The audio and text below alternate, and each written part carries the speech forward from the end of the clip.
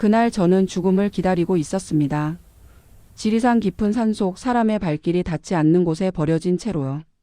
온몸에 피가 흐르고 있었고 다리가 부러져서 움직일 수도 없었습니다. 밤이 되면 산짐승들이 내려올 거였습니다. 저는 그렇게 죽는구나 싶었습니다. 40년을 군에 바쳤는데 이렇게 허무하게 죽는구나. 그때 발소리가 들렸습니다. 누군가 다가오고 있었습니다. 저는 마지막 힘을 짜내어 소리쳤습니다. 하지만 목에서는 신음밖에 나오지 않았습니다. 발소리가 멈췄습니다. 그리고 누군가의 얼굴이 보였습니다. 젊은 여자였습니다. 눈빛이 강인해 보였습니다. 그 여자가 저를 보더니 말했습니다. 살아 계시네요. 제가 구해드릴게요 라고요. 그날 이후 모든 것이 달라졌습니다. 혹시 지금 이 이야기를 듣고 계신 분들 잠시만 멈춰주세요. 여러분께서 사시는 지역을 댓글로 남겨주시면 분명히 좋은 일이 생기실 겁니다. 저도 가장 힘들고 절망스러웠던 그 순간에 누군가 저를 구해줬고 그 덕분에 다시 살 수 있었거든요. 댓글 남겨주신 분들께는 반드시 행운이 찾아갈 거라고 저는 진심으로 믿습니다. 그리고 아직 구독을 안 하신 분들 구독은 무료입니다. 무료인 구독 버튼 한 번만 눌러주시면 오래 몸 건강하게 보내실 수 있습니다. 저는 정말로 그렇게 믿고 있어요. 자, 이제 본격적으로 제 이야기를 시작해볼까 합니다. 제 이름은 박정훈이고 올해 나이 74입니다. 지금은 퇴역한 지 오래됐지만 32년 전 저는 대한민국 육군 소장이었습니다. 사단장이었습니다. 수만 명의 병력을 지휘하는 자리였습니다. 젊은 시절부터 군에 몸담아 모든 것을 바쳤습니다. 결혼도 늦게 했고 아이도 늦게 낳았습니다. 군이 제 인생의 전부였습니다. 나라를 지킨다는 자부심으로 살았습니다. 하지만 그 믿음이 산산조각 나는 날이 왔습니다. 제가 가장 믿었던 사람한테 배신당했습니다. 그리고 죽을 뻔했습니다. 저는 충청남도 논산의 조그만 마을에서 태어났습니다. 아버지는 6.25 참전 용사셨습니다. 전쟁에서 다리를 다쳐서 절뚝거리며 사셨습니다. 하지만 그 상처를 자랑스럽게 여기셨습니다. 나라를 위해 싸운 거다, 부끄러운 거 아니다라고 하셨습니다. 아버지 영향으로 저도 어릴 때부터 군인이 되고 싶었습니다. 국민학교 때 장래 희망을 물으면 항상 군인이라고 썼습니다. 선생님이 왜 군인이 되고 싶으냐고 물으면 나라를 지키고 싶어서요라고 대답했습니다. 그게 제 꿈이었습니다. 고등학교를 졸업하고 육군사관학교에 지원했습니다. 경쟁이 치열했습니다. 전국에서 수재들이 모였습니다.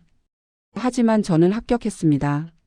합격 통지서를 받던 날 아버지가 펑펑 우셨습니다. 내 아들이 사관학교를 가는구나, 내 아들이 장교가 되는구나라면서요. 어머니도 기뻐하시면서도 걱정하셨습니다. 군대가 위험하지 않겠냐, 다치면 어떡하냐라면서요. 저는 걱정 마세요, 제가 잘할게요 라고 말씀드렸습니다. 그렇게 저는 사관학교에 입학했습니다. 사관학교 4년은 힘들었지만 보람찼습니다. 새벽부터 밤늦게까지 훈련했습니다. 체력훈련, 전술훈련, 사격훈련. 몸이 부서지도록 힘들었습니다. 하지만 포기하지 않았습니다. 저는 동기들 중에서도 성적이 좋았습니다. 체력도 좋았고 리더십도 인정받았습니다. 교관들이 저를 눈여겨보셨습니다. 박정훈은 장군감이다라고 하셨습니다. 저는 그 말이 너무 기뻤습니다. 하지만 교만하지 않으려고 노력했습니다. 아직 갈 길이 멀었으니까요. 사관학교를 졸업하고 소위로 임관했습니다. 첫 보직은 최전방 사단의 소대장이었습니다. 휴전선 바로 아래였습니다. 긴장감이 항상 흘렀습니다. 저는 병사들을 가족처럼 대했습니다. 힘든 훈련도 함께했고 밥도 같이 먹었습니다. 병사들이 저를 따랐습니다. 소대장님은 다르다라면서요. 저는 보람을 느꼈습니다. 이게 군인의 삶이구나, 이게 나라를 지키는 거구나 싶었습니다. 시간이 흘러 중위가 됐고 대위가 됐고 소령이 됐습니다. 승진할 때마다 책임이 무거워졌습니다. 하지만 저는 그 무게를 기꺼이 감당했습니다. 군이 제 인생이었으니까요. 32살 때 결혼했습니다. 아내 이름은 김미영이었습니다. 고등학교 은사님의 소개로 만났습니다. 초등학교 선생님이었습니다. 성격이 온화하고 착한 사람이었습니다. 저 같은 군인과 결혼하면 고생할 텐데도 마다하지 않았습니다. 당신이 나라를 지키면 저는 당신을 지킬게요 라고 했습니다. 저는 그 말에 감동받았습니다. 결혼하고 2년 뒤에 아들을 낳았습니다. 이름은 박준서라고 지었습니다. 아들이 태어나던 날 저는 훈련 중이어서 병원에 못 갔습니다. 나중에 병원에 갔을 때 아내가 아들을 안고 있었습니다. 여보, 우리 아들이에요 라면서요. 저는 아들을 안아봤습니다. 작고 따뜻했습니다. 눈물이 났습니다. 이 아이를 위해서라도 나라를 지켜야 한다고 생각했습니다. 저는 더 열심히 군 생활을 했습니다. 하지만 군인 아버지는 좋은 아버지가 되기 어려웠습니다. 항상 부대에 있어야 했으니까요. 집에 오는 날이 손에 꼽았습니다. 아들 생일도 놓치고 학교 행사도 못 갔습니다. 아내가 혼자 다 감당했습니다. 저는 미안했습니다. 여보, 미안해. 내가 너무 못해줘서라고 말하면 아내가 웃으면서 말했습니다. 괜찮아요. 당신이 나라를 지키는 거잖아요. 준서한테는 제가 잘 얘기할게요 라고요. 아내가 있어서 저는 군 생활을 계속할 수 있었습니다. 대령이 됐을 때 저한테 중요한 임무가 주어졌습니다. 특수부대 연대장이었습니다. 특전사를 지휘하는 자리였습니다. 대한민국 최고의 정예부대였습니다. 저는 영광스러우면서도 부담스러웠습니다. 특수부대는 일반 부대와 달랐습니다. 훈련 강도가 상상을 초월했습니다. 저도 부대원들과 함께 훈련했습니다. 연대장이 직접 훈련하는 건 흔치 않았지만 저는 그래야 한다고 생각했습니다. 부대원들을 이끌려면 먼저 솔선수범해야 하니까요. 그때 저와 함께 근무했던 사람이 있습니다. 이름은 최동혁이었습니다. 저보다 3살 어렸고 당시 중령이었습니다. 저희 연대 부연대장이었습니다. 능력이 뛰어났습니다. 머리가 좋고 야망도 있었습니다. 처음에는 좋은 동료라고 생각했습니다.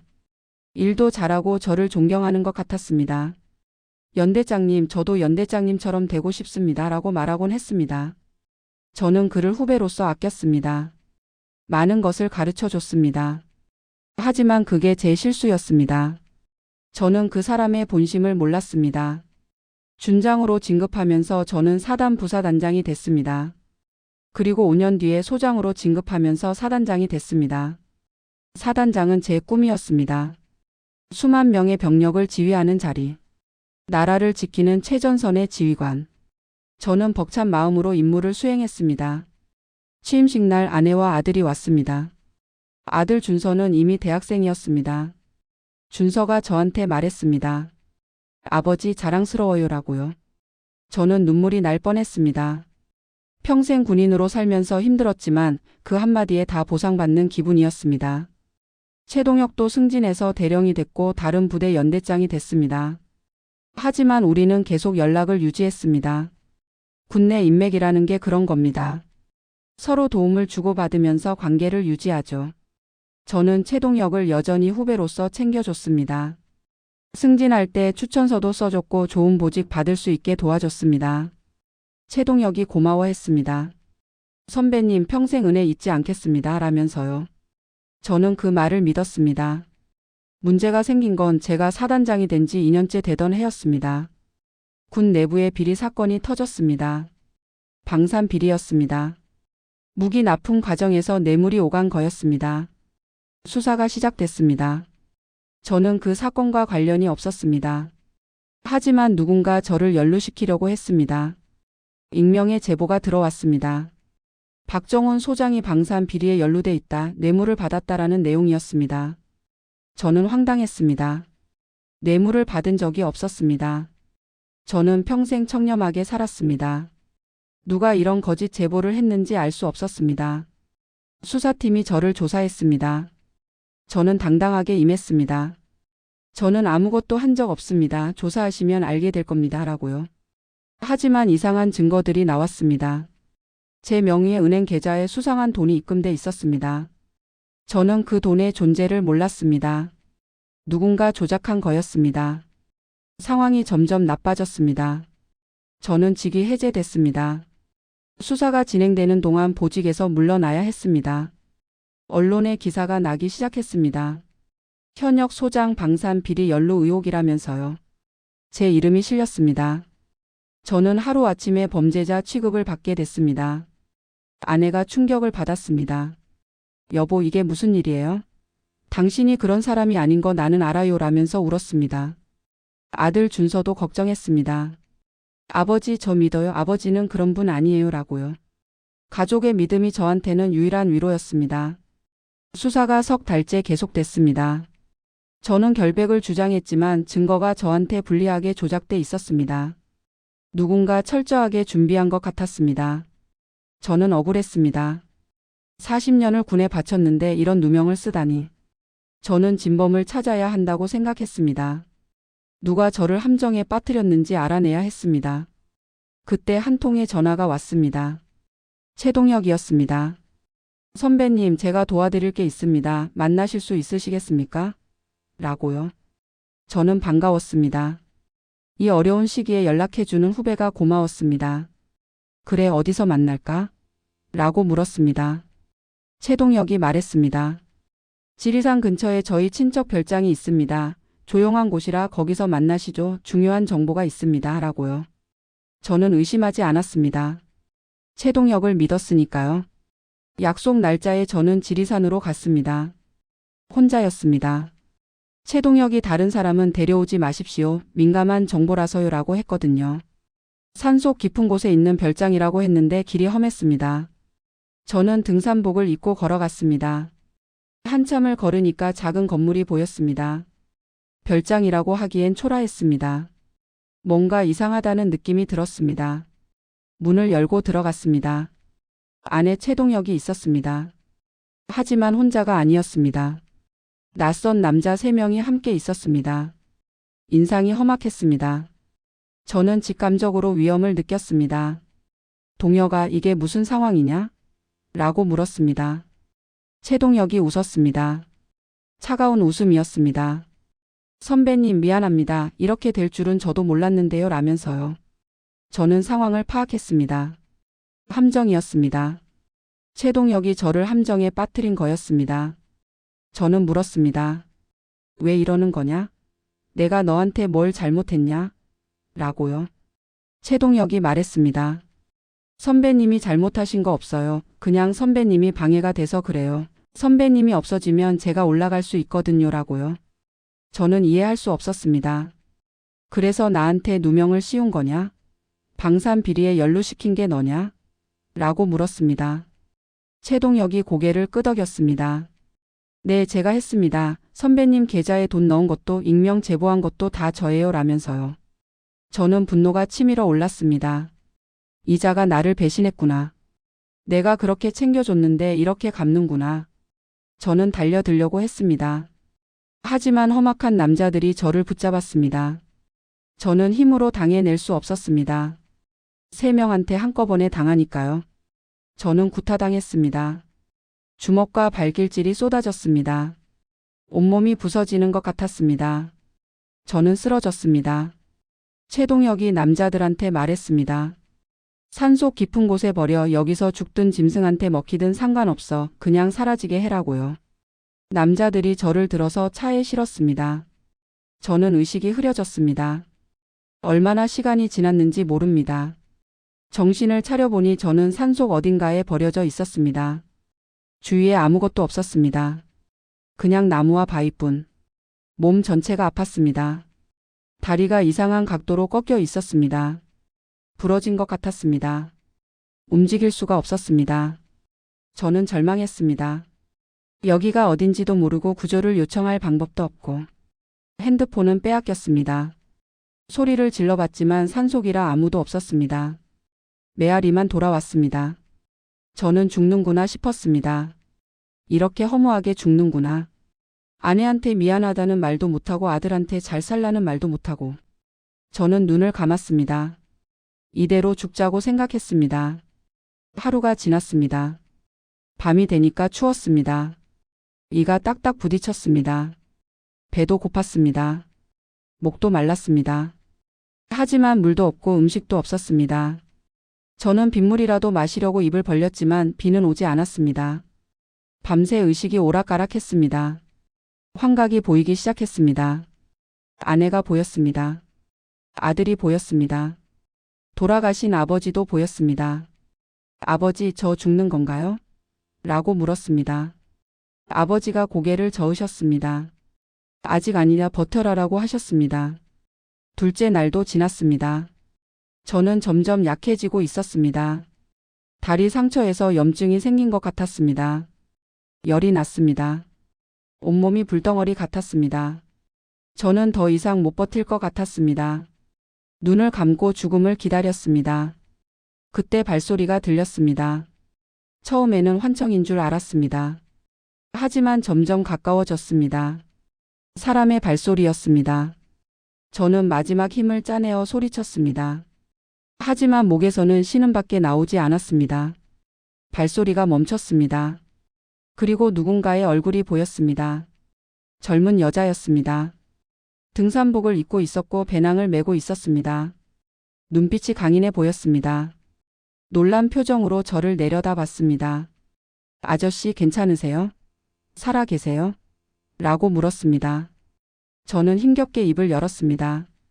도와줘. 라고요. 여자가 재빨리 제 상태를 살폈습니다. 다리가 부러지셨네요. 열도 많고 빨리 병원에 가셔야 해요라고 말했습니다. 저는 물었습니다. 당신은 누구요? 라고요. 여자가 대답했습니다. 저요? 저는 군인이에요. 특전사예요. 라고요. 여자 이름은 이수빈이었습니다. 27살이었고 특전사 중이었습니다. 휴가를 나와서 지리산 종주 등산을 하던 중이었다고 합니다. 평소에 산악훈련을 많이 해서 산을 좋아한다면서요. 그날도 혼자 등산을 하다가 저를 발견한 거였습니다.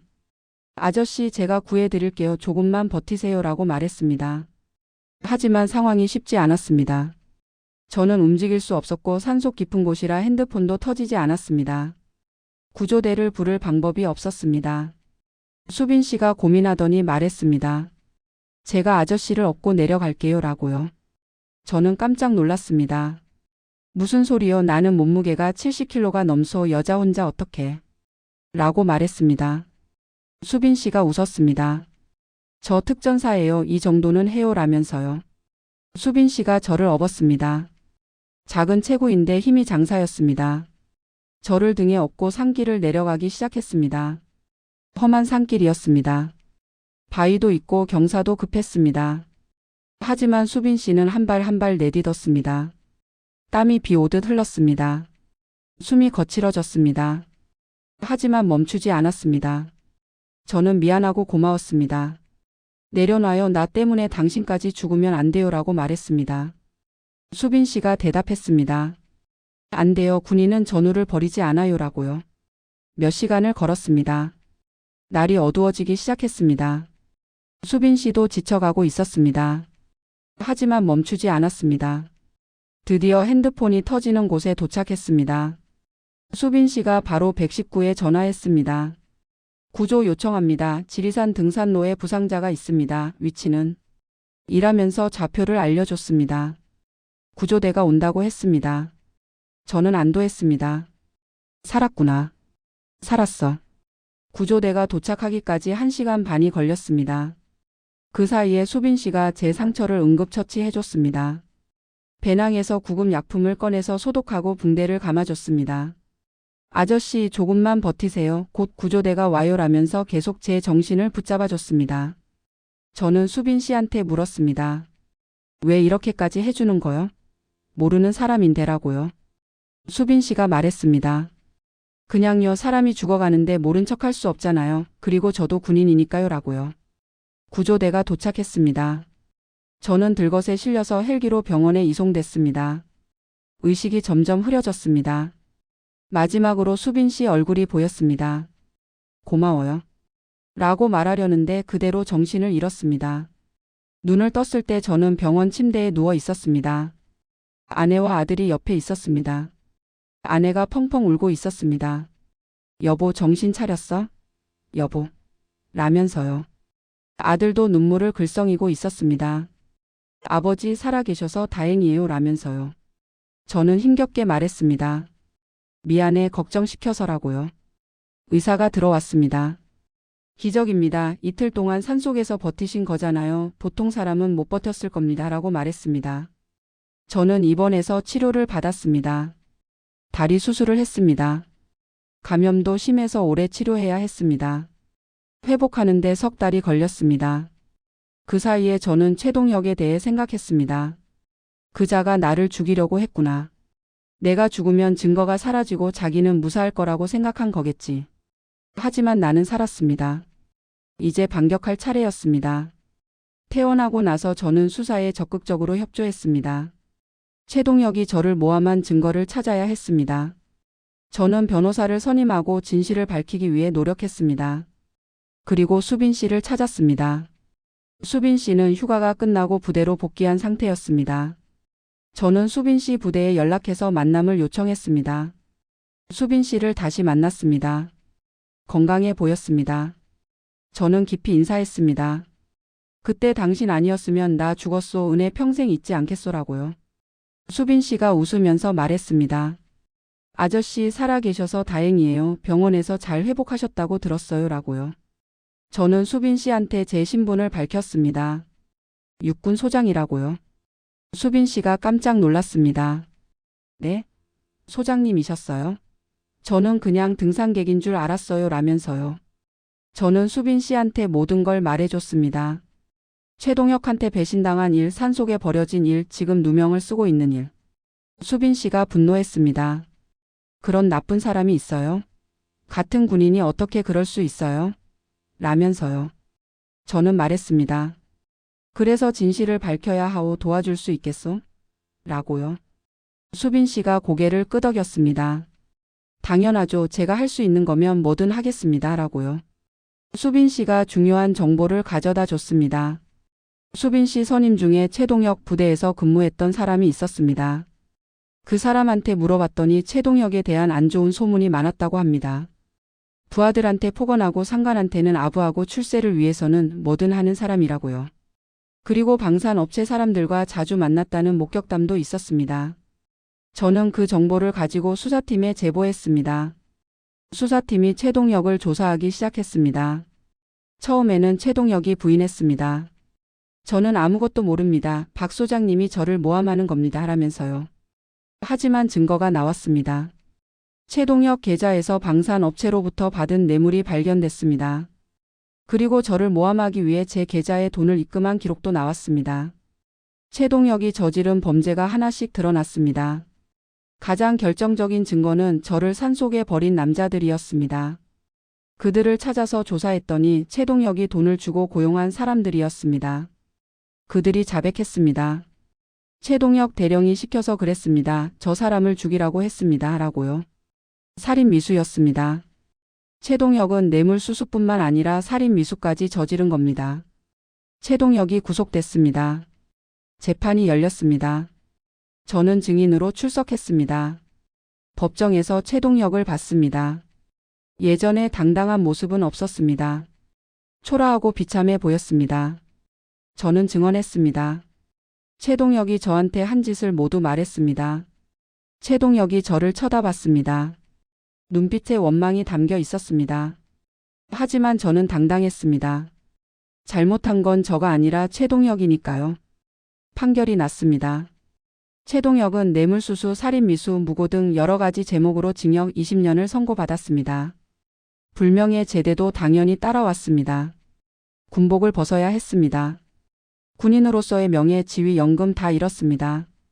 최동혁 가족도 충격을 받았다고 합니다. 아내는 이혼했고 자녀들은 얼굴을 들고 다닐 수 없게 됐다고요. 자업자득이었습니다. 저는 무혐의 처분을 받았습니다. 모든 누명이 벗겨졌습니다. 하지만 저는 군에 복귀하지 않았습니다. 몸도 예전 같지 않았고 마음도 지쳐 있었습니다. 저는 전역을 선택했습니다. 42년의 군 생활을 마무리했습니다. 전역식 날 많은 사람들이 와줬습니다. 후배들, 부하들, 가족들. 그리고 수빈 씨도 왔습니다. 수빈 씨한테 저는 진심으로 감사를 표했습니다. 당신 아니었으면 나는 지금 이 자리에 없었소. 평생 은혜 잊지 않겠소라고요. 수빈 씨가 웃으면서 말했습니다. 장군님, 저는 당연한 일을 한 것뿐이에요. 군인이면 다 그렇게 했을 거예요. 라고요. 저는 고개를 저었습니다. 아니요, 당연한 게 아니요. 목숨을 걸고 모르는 사람을 구한 거요. 그건 아무나 할 수 없는 일이오라고요. 저는 수빈 씨 진급에 도움을 주기로 했습니다. 추천서를 써줬습니다. 수빈 씨는 그 뒤로 승승장구했습니다. 대위가 됐고 소령이 됐고 지금은 중령이 됐습니다. 특전사 최초의 여성 대대장이 됐습니다. 저는 뉴스에서 수빈 씨 소식을 볼 때마다 뿌듯합니다. 착한 사람이 잘 되는 걸 보면 세상이 그래도 살만하다는 생각이 듭니다. 전역 후 저는 조용히 살고 있습니다. 아내와 함께 시골에 작은 집을 짓고 살고 있습니다. 아들 준서는 결혼해서 손주를 낳았습니다. 손주가 둘이에요. 가끔 찾아오면 할아버지라고 부르면서 안깁니다. 저는 행복합니다. 죽을 뻔했다가 살아났으니 하루하루가 감사합니다. 돌이켜보면 제 인생은 파란만장했습니다. 군에 평생을 바쳤는데 배신당했고 죽을 뻔했습니다. 하지만 하늘이 도왔습니다. 수빈 씨라는 은인을 보내주셨습니다. 그리고 진실은 밝혀졌습니다. 나쁜 사람은 대가를 치렀습니다. 세상은 공평합니다. 바로 벌받지 않아도 언젠가는 받습니다. 혹시 지금 이 이야기를 듣고 계신 분들 중에 억울한 일을 당하신 분이 있다면요. 포기하지 마세요. 진실은 반드시 밝혀집니다. 그리고 나쁜 사람은 반드시 대가를 치릅니다. 저는 그걸 직접 경험했습니다. 오늘 제 이야기는 여기까지입니다. 긴 이야기 끝까지 들어주셔서 정말 감사합니다. 여러분 모두 건강하시고 행복하시길 바랍니다. 어려운 일이 있어도 포기하지 마시고 끝까지 버티세요. 반드시 좋은 날이 옵니다. 아, 그리고요. 아직 구독을 안 하신 분들 구독은 무료입니다. 무료인 구독 버튼 한 번만 눌러주시면 오래 몸 건강하게 보내실 수 있습니다. 저는 진심으로 그렇게 믿습니다. 다음에 또 좋은 이야기로 찾아올게요. 안녕히 계세요.